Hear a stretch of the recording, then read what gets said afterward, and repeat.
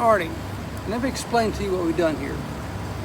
This is a Benjamin Discovery pistol. No, Benjamin did not make a Discovery pistol. This pistol was custom made from the ground up using performance parts from several places. Alchemy AirWerks, Baker Air, and some friends of mine across the pond, and cheap little Chinese scope. Okay, let's begin. We started with a Discovery tube. And why the Discovery tube? Because the Discovery is a dual fuel gun, CO2 or compressed air, and I wanted to keep that flexibility with the CO2, because sometimes you need a hard-hitting CO2 powered rifle that has a lot of shots, and you don't want to be toting an air tank around all day, and you really not. Sometimes you don't require to be moving a 30 grain pellet, at 80 foot-pounds of energy. Yes, they can do that. So we started with this Crosman tube, and we put a performance valve in here, a Magnum valve from Magnum Air Power in here, and we had an upgraded, slightly larger air transfer port, a steel breech that we got from Alchemy AirWerks, and a Lothar barrel. This is really nice stuff. The little cheap pressure gauge comes with a kit that came with it. We have a little laser on here. This is one of my pieces from friends of mine across the pond. It's a tri-rail foregrip, and that kind of helps to protect our little pressure gauge here. And we do have a foregrip, a removable foregrip that I use on my ARs. It deploys into a bipod. It's a really neat tool. The gun is not heavy. Even with all this extra stuff on it, it's still usable as a pistol. It's just not that big a deal. See how quickly that deploys. The walnut grips are a nice accent. I got those from Alchemy AirWerks. David's a really cool guy to work with.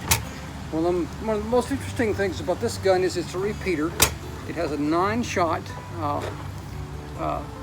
magazine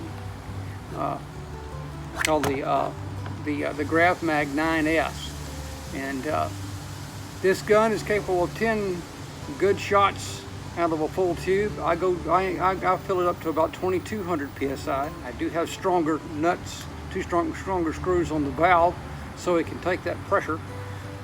I don't want to go much higher than that because I don't know if our O-rings are going to take it or our valve is going to take it at those pressures. It should, but let's not push it. 2000 plus or so psi, and we're getting plus 1000 with 14.3 grain Crosman Premier hollow points. I also shoot a H&N pile driver with it, and I get really good velocities with it as well. So I'm hoping that eventually we'll get back to I can get some custom pellets made. I really like to use a 30 grain hollow point, hollow base. I believe this gun will drive it. To get our velocities, we're not using as much pressure, but we have a lot of barrel. We have a stronger spring in here. I opted not to use a power adjuster since I'm going to have to use a stronger spring to get what I want out of it anyway. I just put a stronger spring in it. So it has a much stronger spring. It has a fluted hammer, and it has a Magnum valve. The valve stays open longer when we shoot it. It has even the pressure gauge port has a larger orifice so that we have as little restriction as possible, air coming from the valve, coming from the cylinder and into the valve. So the valve is designed such is where the port is cut at an angle, so that as the valve seats, it kind of meshes in there, and that air goes up at an angle, it's straight up in there at an angle, not straight, not perpendicular. So we have much less air restriction, and there you have it.